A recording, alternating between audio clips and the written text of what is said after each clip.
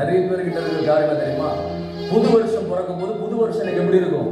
நல்லா இருக்கும். அப்ப பழைய வருஷம் நல்ல இந்த ஆண்டு நான் தொடங்கும் போது எந்த சந்தோஷத்தோடு துவங்கினோ முடிக்கும் போது அதே பல மடங்கு சந்தோஷத்தோடு முடியும்.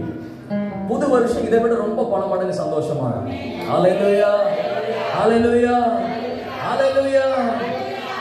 இந்த மட்டும் காத்த எபினேசரே இனிமேலும்